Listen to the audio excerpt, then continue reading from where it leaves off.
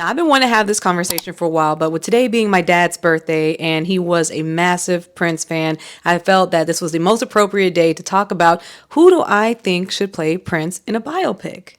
Absolutely nobody. That man will not let anybody touch his legacy. He would come down from the heavens himself to play himself in his own biopic. What are we even talking about here? In all seriousness, we kind of know that, or at least my opinion is that nobody I know working today is capable of playing Prince. That's just my opinion. I really think it's going to have to be like a newcomer, someone that they really like sought out, somebody they go out looking for.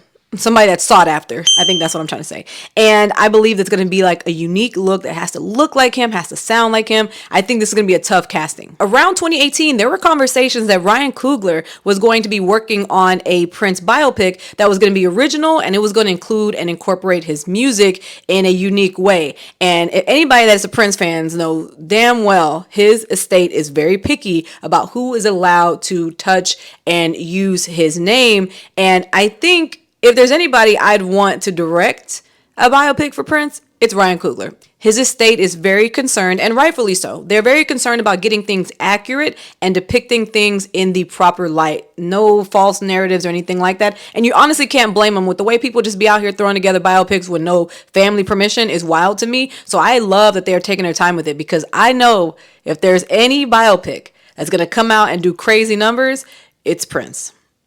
Aside from the Ryan Coogler conversation, there is another one that actually has some legs, that's actually moving. So his first wife, Mayday Garcia, has a memoir called The Most Beautiful, where she details her life and experience with Prince. And that actually has some movement through Crazy Legs, which recently announced they had found a writer for that. And that was like maybe September of last year. So that's actually like moving. Like it's not like a thought, it's happening.